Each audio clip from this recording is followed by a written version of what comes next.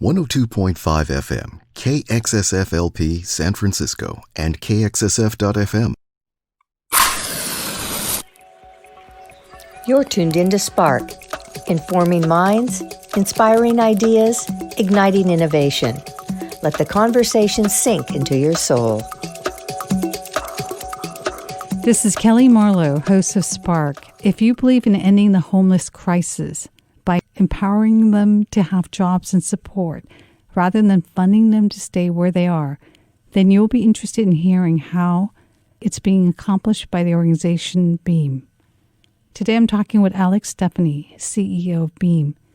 BEAM is a crowdfunding platform that focuses on creating training and support for the homeless to empower them to transcend their current situation rather than keep them where they are with subsidies. Thank you for joining me on Spark today, Alex. Thank you for having me. Tell us how you got involved with solving the homeless crisis.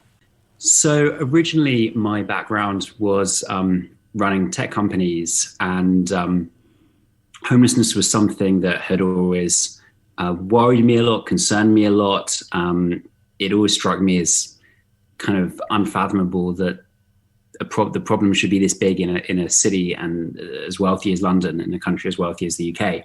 I didn't know what to do about it. Kind of everything got started with BEAM about 3 years ago now, when I became friends with this homeless guy who would sit every day outside my local train station. And he would just sit there on the concrete steps day after day. And I walked past this guy a bunch of times. I'm certainly no saint. But one day we actually met eyes, and I thought, well, look, I'm going to speak to this guy and say hello at least. He told me that he'd been out of work longer than he could remember. He was an Irish guy, mid-40s. He told me he would sit there because there was CCTV, and that made it less likely that he would be beaten up. And we became friends over the course of a few months. I would bring him cups of coffee, pairs of socks when it was getting cold. At one point, he actually disappeared, though, for about a month. When he reappeared, he looked totally different. His sort of big, bushy beard had gone, and he just looked terrible, actually. He looked maybe 10 or 15 years older. And so I went up to him, and I actually barely recognized him, but I said, what's happened? Where have you been? And he goes, oh, I've been in hospital. I had a heart attack. You know, we speak, and then I walk home to my apartment, and I'm just thinking, wow, this sucks. This is terrible. I've been trying to help this guy, but not only have I failed to help him, he's actually in a much worse position than when we first met. And what does this guy really need? What he really needs is not another cup of coffee. What he really needs is the skills, the support, the confidence to get back into work so he can provide for himself. And I thought, well, look, that's going to cost a lot more than a cup of coffee. But what if we all chip in? What if we could actually crowdfund everything that this guy needs in order to progress back into work? And what if we can provide him with all of the support that he needs to make that journey? I knew a bit about crowdfunding because I worked in technology, and I'd run a company that actually did the largest ever crowdfunding round for a tech company. So I thought, look, I understand this model.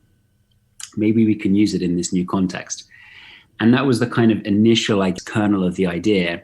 Yeah, and then I started looking much more at the problem, and we played around with the idea, and it turns out that it works incredibly well. What have you learned about homelessness? I guess after having that experience, the sort of the next thing I did really was to just learn as much as I could about this issue, reading a lot, but also meeting people who were experiencing homelessness in different ways, meeting people who worked in homelessness nonprofits and social enterprises. And I think the big thing that hit me was the extent to which homelessness is hidden. Here in the UK, like in New York City, homeless people have the right to shelter. So therefore, what we see on the streets, tragic as that is really just the tip of the iceberg of homelessness. So for every one person in London that we see on the streets, there are more than 30 people in homeless hostels, women's refuges, and there are an unknown number of people who are hidden homeless people. Actually, I realized quickly then that there was this much larger group of people who had some basic stability in their life. They had a bed, they could charge a phone, they could take a shower, but had terrible opportunities economically. And I looked at the number of people who were in sheltered accommodation, and the numbers seem to be rising, even though, and this is, before the pandemic, even though unemployment was actually trending lower. And I thought, something's really broken here. We are really not great at creating equality of opportunity for, in the UK, 300,000 or so people who are living in hostels and refuges. And you do need to have an address and contact information in order to apply for a job.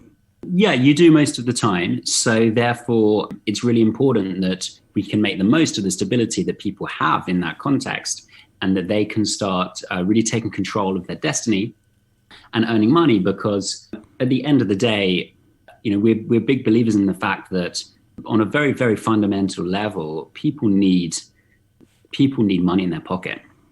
And it's very hard for anyone to be happy, to experience, freedom and relaxation and joy and love and all of these things if they just don't have any money in their pocket. That's just like a fundamental need. To not have money in your pocket impoverishes your life in every way beyond the material.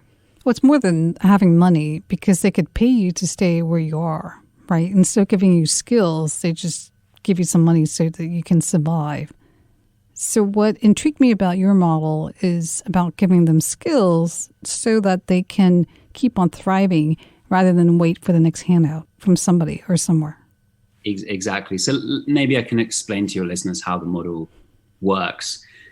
What happened, I guess, after I had that experience of seeing that homeless guy on the steps of my local train station, was one of the nonprofits who I was getting to know said to me, you should go meet this guy called Tony. He lives in a hostel and he wants to become an electrician. So I say, fantastic. And then off I go to meet Tony, go into his sort of dingy, pretty depressing homeless hostel in South London. And I say, my name's Alex. I'm starting a new website called Beam. And we're going to raise money for people who are homeless to get new skills. And we're going to help you get into new jobs. And he kind of listens to it. He has actually only one question for me that day. He goes, I don't get it. I say, what don't you get? He goes, why would anyone help me? And I say, well, look, I actually think people really care about people like you. And I think we're going to see that. And so then what happened after that was we went to this electrician training center. We put Tony on our website with all of the different things that he needed on his campaign. He needed electrician training. He needed tools. He needed textbooks. He needed transport costs. We then picked up the phone to some journalists. It became a big news story.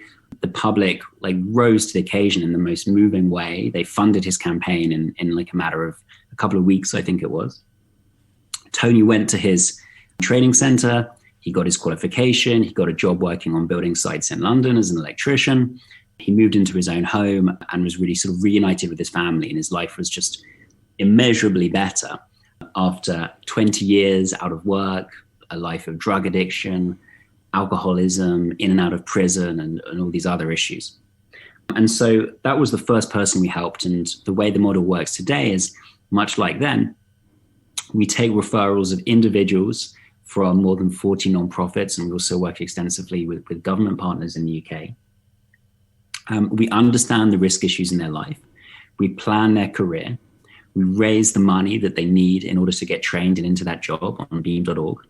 And then their caseworker gives them this one-to-one support that they need to help them through the training, into their work, and make sure that they're settled in their work. And we provide 6 months of in-work support.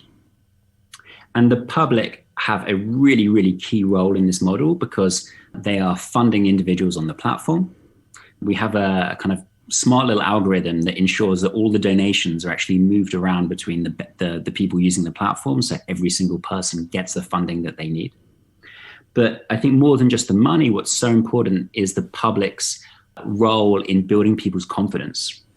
People are getting dozens of messages from strangers, and that's so powerful in boosting their confidence and helping people to believe in themselves. Because by the time people are referred to us, they're often so beaten up, and they've just forgotten that their life has value. Connecting them with people who care and who show that they care through sending caring messages is a really, really different and I think valuable part of the model. Which is how social media should work. Yeah, I mean, we think so. It's got something in common with social media because we have a news feed, which any of your listeners can go to. It's beam.org/news. And that shows updates of all of the people using the platform. And it's got, people getting trained, messages from people when they're starting their new jobs, all of these different updates as people kind of really get value from sharing their journey. I think that there's a lot of, obviously social media has been very polarizing in many ways, very divisive, and there's a lot of hate and anger and trolling and all sorts of nasty things that I think have, spoiled the social media dream, if you like, to say the least. But actually, social media can, at its best, connect people for mutual value in a way that is really, really positive and life affirming. Hopefully, we've got the good bits in Beam. Beam, then, it's a platform that crowdfunds for their training, and it also supports them through having that communication, through having a community online. Yeah, that's a pretty good way to describe it. So, if you go to beam.org at the moment, you can see people who are using the platform to pursue their career goals. So I'm looking now at Reese, who is using Beam to become a plumber, or Francis, who's using Beam to become a digital marketer. So I can click on Francis, I can see a photo of him, I can read Francis's story. So a big part of Beam is giving people who've been quite marginalized and disenfranchised a voice, letting them tell their story in their own words. So Francis's story starts being able to provide for my family, and knowing they're taken care of is very important to me. I also love developing my skills, and career progression is always on my mind. When these two things align, I'm happiest. And then he goes on to talk about himself in his story. There's a supporters section, which, as I mentioned, is where people are sending messages of support and encouragement. Someone called Diana wrote, "Happy 2021, best of luck with your new career. All the best, Francis," from someone called Alex. Eduardo, "I hope you find a stable job in digital marketing and that you push onwards through all that might stand in your way." Dozens and dozens of lovely messages. Then there is a budget, and that includes the cost of Francis's digital marketing course, cost of a laptop, cost of travel, and work clothes. And then there are updates from Francis that he's sharing with the public. There is a campaign timeline. And then there's more information about his campaign. So the organization that referred him, which is a UK-based homelessness charity, and then the caseworker at Beam, who is someone called Sophie, who is one of our team here. It sounds like for the platform to scale over time, though, you constantly have to bring in new funders.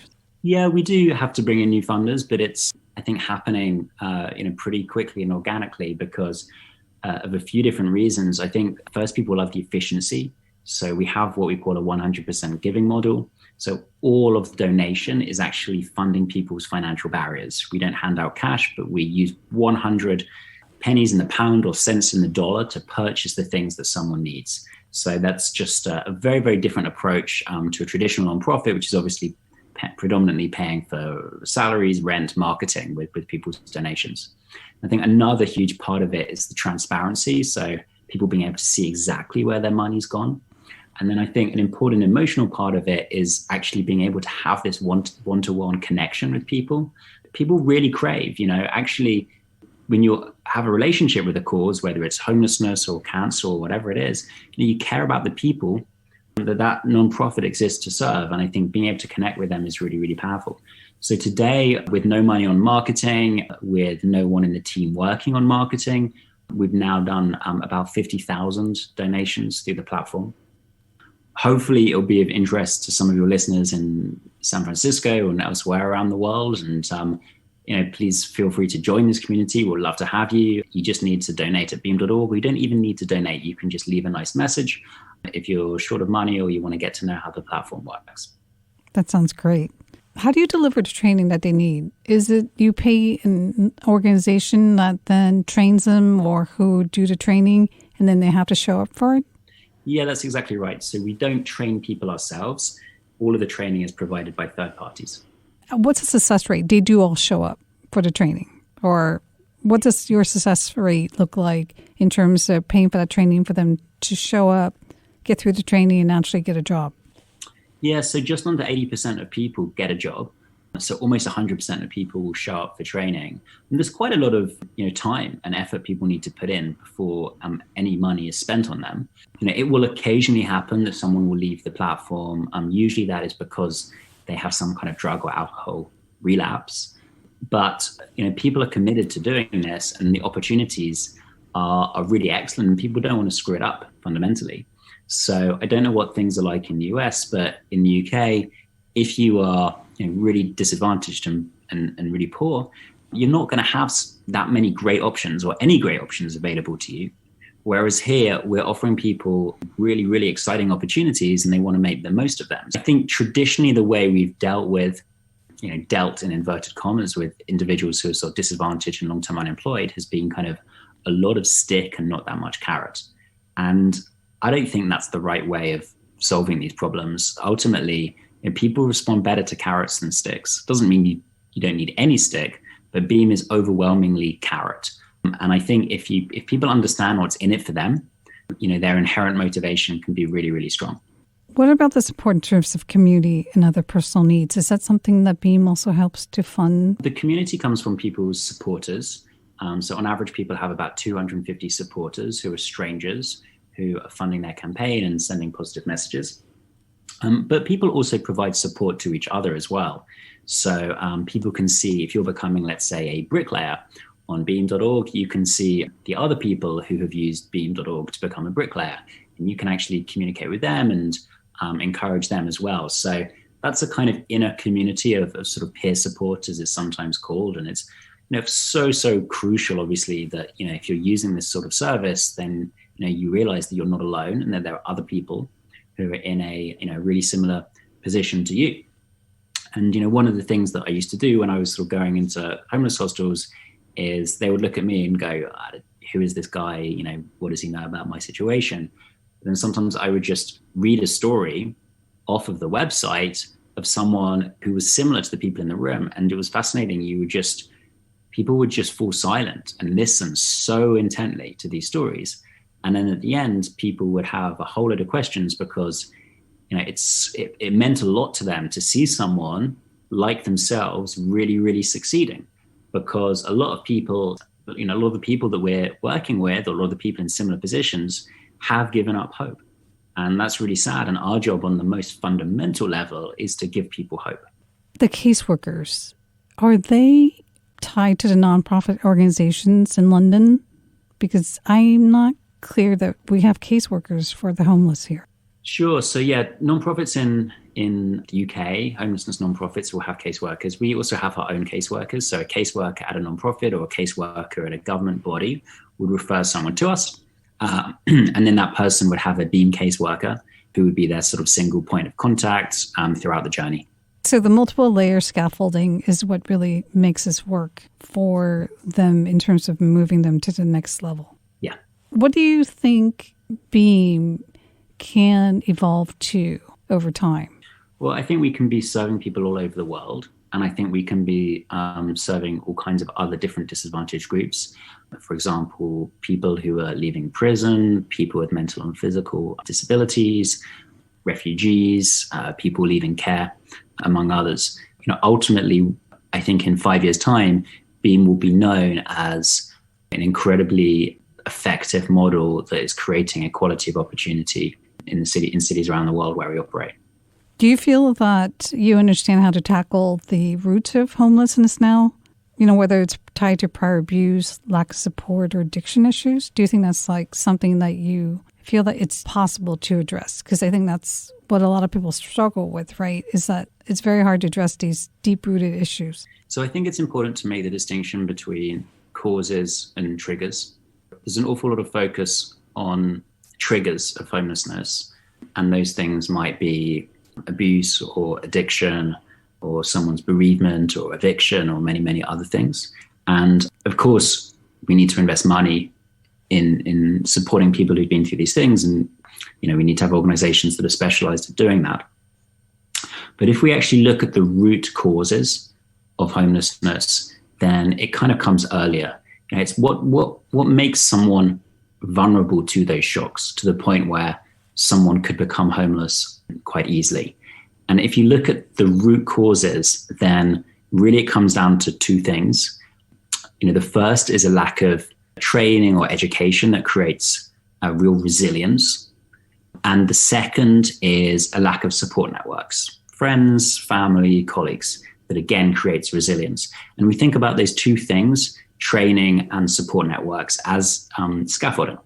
And that scaffolding gives people that strength, that ability to withstand shocks. And the really, I think, very interesting thing about the crowdfunding model is it's delivering both those elements of the scaffolding at the same time, because we're crowdfunding the training, but we're also giving people these new support networks from the people who fund their campaigns. There are people who just don't want to see or deal with the homelessness anymore. They're just worn down by the sight of it. You have talked about the power of optimism.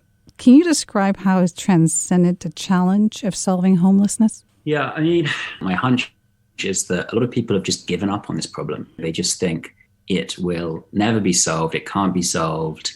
And that really, I find that very depressing, because in the same city, you have incredibly ambitious, idealistic people who think they can solve pretty much every other problem. People civilizing, Mars in 15 years' time, but they can't actually solve homelessness outside their office. And so I find that kind of upsetting, depressing, and unnecessary. My view on this is actually technology and data needs to be in part of the solution to this problem in a way that it hasn't been historically. People working in the tech community, at massive tech companies and at smaller tech companies, need to kind of own these problems. And it's not enough to go, we're going to make loads of money and we're going to just give some small part of it to this issue. Homelessness is a complicated problem, and like any other complicated problem, whether it's urban logistics or cancer diagnosis, it requires technology and data to solve. The reason to be optimistic is there's a lot of those functional skills. Hopefully what will happen is some of those skills will begin to be applied to solving social problems like homelessness. Homelessness is a problem that will be solved, and it will be solved much faster, most people expect. And the way it will be solved is the way that most hard problems get solved, which is a small group of super passionate people roll up their sleeves and decide to dedicate their lives to solving it. But I'm absolutely bullish that it's a problem that's solvable. So it's interesting you say that. I think what's happened here is there's been so much money contributed to address this issue, and people are feeling like they're not really seeing that difference. It sounds like it needs to be addressed at the grassroots level, where people really do engage on a community level as to what can be done versus just throw money into big theoretical projects. I mean, a big part of it is entrepreneurs. And money's not enough. And if you're not spending the money on the right things, you're not using the right technology, you're not really building the right products, then you're not going to have leverage on that capital. It's not going to make a big impact. And so for me, that's a missing piece at the moment. What I would really be excited to see is, more entrepreneurs sort of stepping up and solving this problem, whether that's independently or whether that's, working with Beam to be part of the solution to homelessness in the Bay Area or elsewhere. We would certainly like to be there at some point. We'd like to be everywhere at some point. Thank you for sharing your experiences with the homelessness and solving that problem in London. Hopefully we can do the same here. Thank you for joining me on Spark today, Alex. Thank you so much for having me.